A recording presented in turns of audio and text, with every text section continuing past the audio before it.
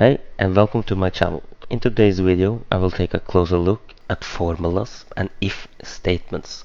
It will make our beloved concrete block from PolySafe a bit more bulletproof and unbreakable for the end user. What we are aiming to add is a triangular void with a yes/no parameter. As you can see from the web page from PolySafe, the triangular block, we like to constrain it to the right side. We also like to create a user input length and height for our triangular void. Additionally, we plan to modify the positioning of the drainage holes. Instead of centering them around the center line of the concrete block, to create a new center line with a specific offset distance from the center line. This adjustment is due to the skewed holes as illustrated here. So this one is not aligned around the center line of the concrete block. So let's get started with the drainage. We go to the front view, not the left. We create new ref planes. This will be the center line. This will be hosting the drainage systems. We create equal distance between them and a distance between the holes. This distance is the same as this parameter. We address it, yes, make it a little smaller. We also add the distance from the left side to the center line. This will also be a parameter. We delete the old ones and we move our drainage systems to our new ref planes. We align them or constrain them to the new ref planes, like that. Additionally, we want to create a parameter for this. I name this distance holes left. This will just be a parameter, not an input parameter for the user. We go to parameters. We try to flex it a little bit. Distance holes. Right, perfect. So we introduce a fresh parameter labeled offset holes. This is designed for user customization. This parameter signifies the deviation from the centerline of the entire concrete block, initially set at 0. Our aim is to align the local centerline of the drainage holes with the global centerline. To achieve this, we employ Revit formulas found in this location. Revit formulas are a powerful way to drive and control parametric content, and is well worth knowing about. It allows you to create and combine multiple parameters that depends on other parameters for their values, and it can range from simple to very complex. What we want to accomplish is this centerline for the drainage to be put on top of the global centerline for a concrete block. We know the length between this and this one, so we use formulas to create the distance here. It will be length divided by 2. So the length is our length total for concrete block. We apply and we get 1150. As you can see, it aligns perfectly with our center line. But the input value will be offset holes, so we need to add the parameter offset holes to our formula in our distance holes left. We apply it. As you can see, it's 0, so nothing happens. But what if we take 250? As you can see, we skewed the drainage systems from the center line with 250. If we take minus 250, it's skewed towards the other end. Place it at 0. So our goal with the drainage skewed system is accomplished. As you can see, the number of parameters grows in tandem with the complexity of our family. I intentionally grouped all the parameters within the same category to underscore the significance of a robust parameter system. I will now demonstrate my parameter organization approach. Initially, I position parameters that the end user will not be able to use in the group Other. These parameters just works in the background of the family. An example is this parameter here, distance holes left. This is not a parameter that the user will change.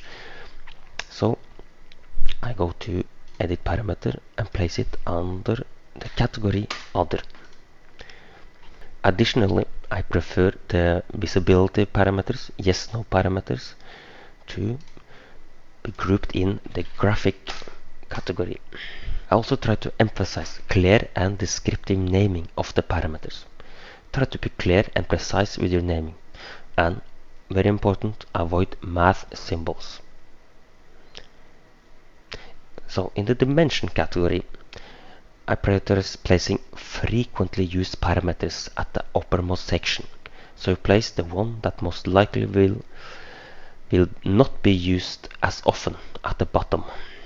So here I have height, length, and offset. So offset holes will probably not be used as much as for the end user as the width. So I place it at the bottom. So this is a solid organization of the parameters. I apply. Okay. If you have, for example, materials, you place it under material and finishes. We have now created our first formula for our family.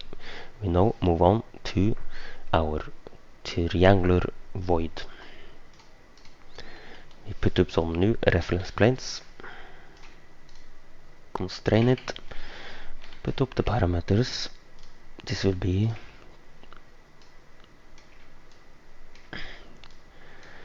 the triangle length. It's an instance. This will be the triangle height. Height. Then we create the form, which is a void and it's an extrusion. We draw it on the work plane in the front elevation view. We draw it there, up here, like that. We constrain it to our ref planes.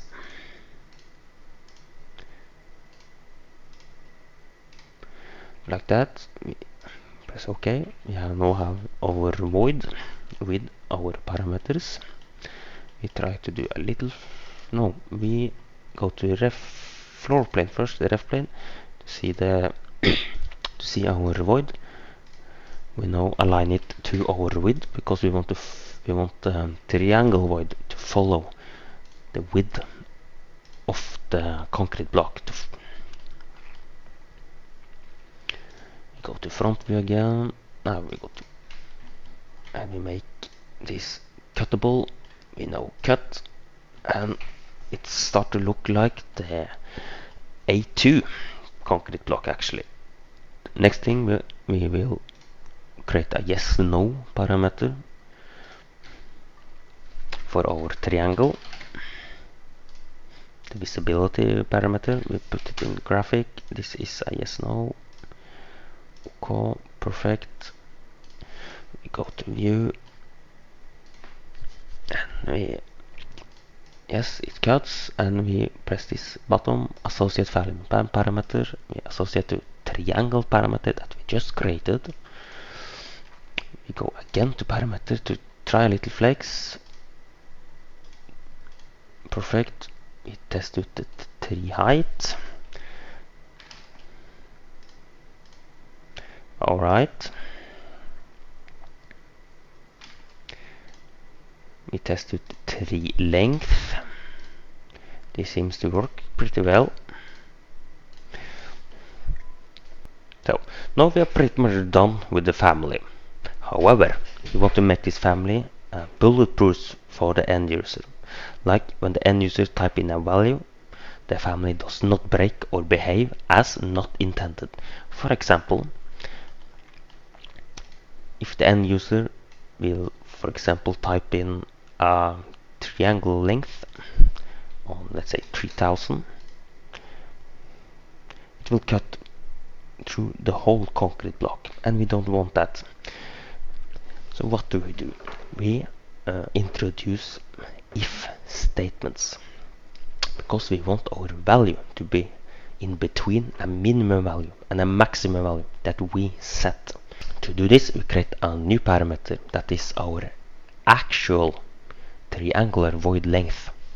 So we go to new parameter, type in actual tree length. It will be an instance length, yes, and this will be in the other category because this will not be touched by the end user. So this will actually decide the length of our triangle. So now start the fun part with the if statements. So first thing we want to do is to set the maximum value. We type in if, and we enter in the condition. This will be tree length. Be aware that this formula is case sensitive. It's very important to be exact with upper and lower case. So our tree length is, this is our condition. So our tree length is bigger than length minus 100 millimeters, comma. So now we have set up our condition. What happens if this is true? Yes, if that's true, if the tree length that we put in for the end user is bigger than the actual length minus 100 millimeters, then our triangle length will be length minus 100.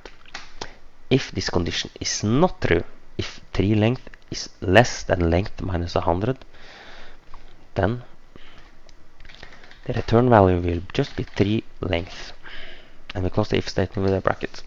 We apply it. So let's test this if statement. So tree length is now 3000. We are putting 3000.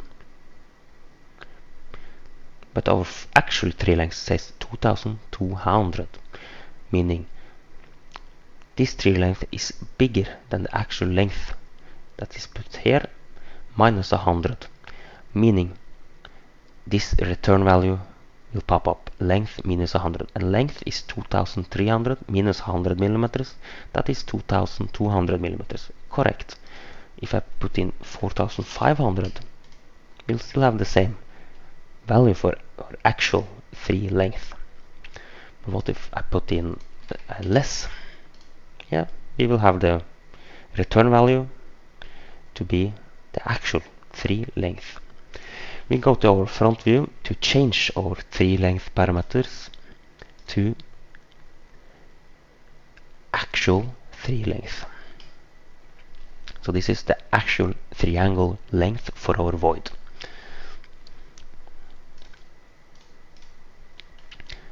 Once again, we just test it to see what happens. We apply 3000 for our triangle length. This should not be happening. Yes. So this will end up with 2200 meters, and we have the minimum distance that we have set from the edge as 100 millimeters that we have put in here. Perfect. But we also want to put in a minimum length. So what happens if we put in triangle length at 100?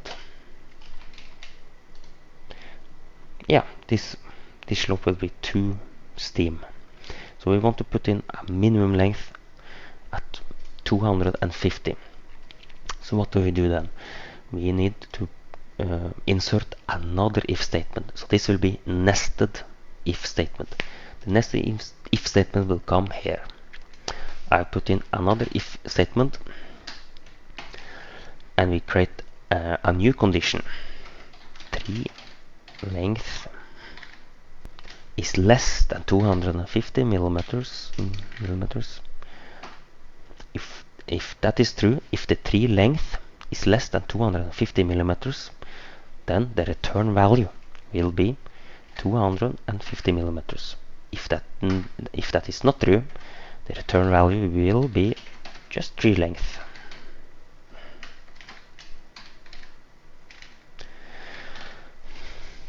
And we apply. Okay, unexpected. We may. Okay, just one bracket, I think. Yeah, we just missed one bracket. Okay. So now we have the minimum and maximum value. Let's test it out. So we tested 250 tree length. We have set it for 100, but the actual tree length is 250. So the end user wants 100, but we have said no. The minimum actual triangle void length is 250.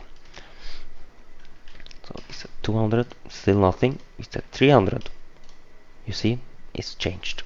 So we have created an if statement with a minimum value and a maximum value for our triangle void length. But let's take a little step back and explain the if statement a little better.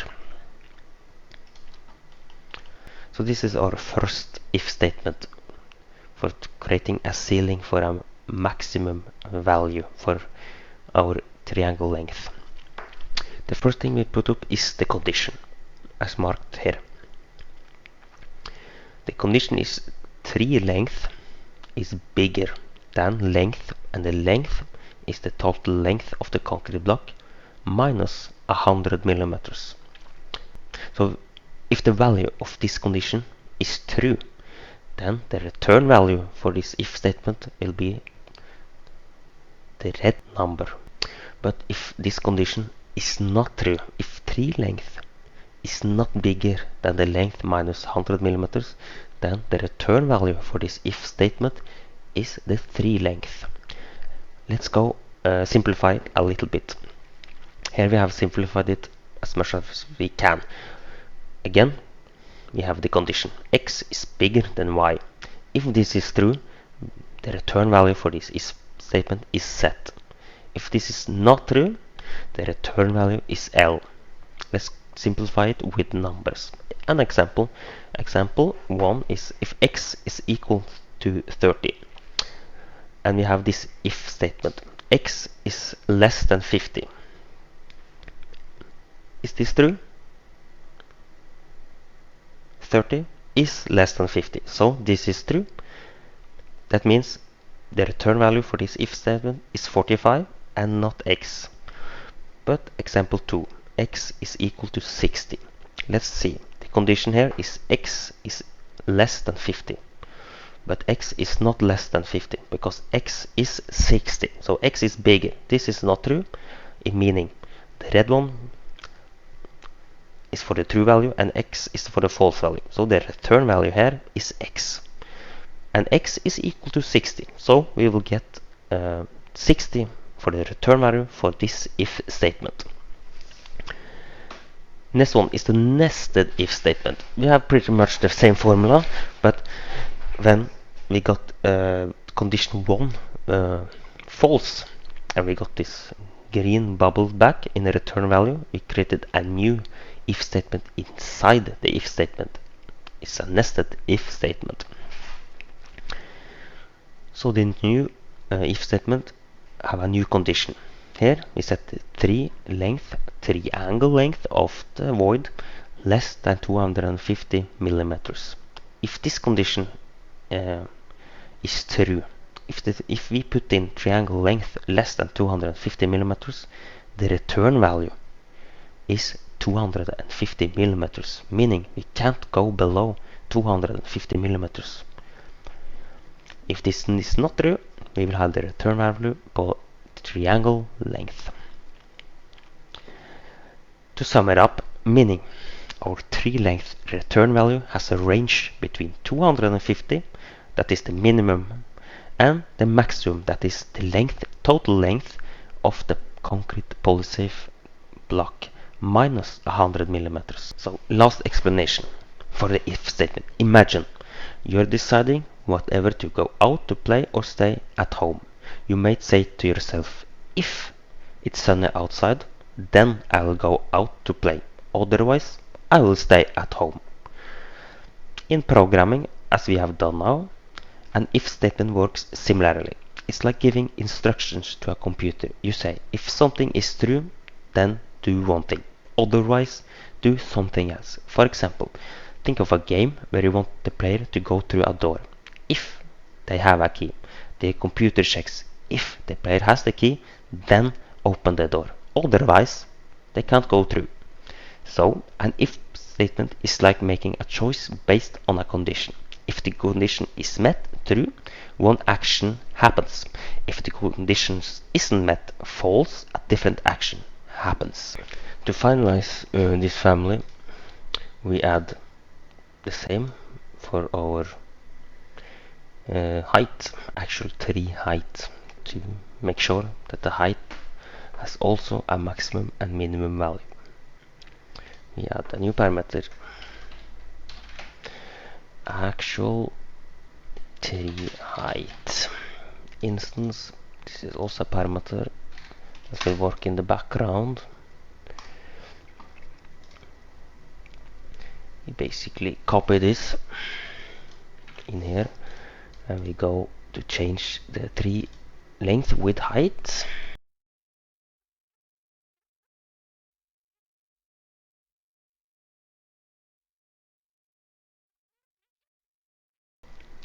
And now we're done the same with actual tree height. We can also do the same with the distance holes. So we can set a minimum value for the distance between the holes and the maximum value for offset. But let's do that another time.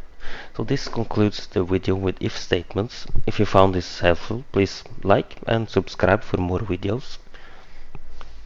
Thank you for watching. Bye.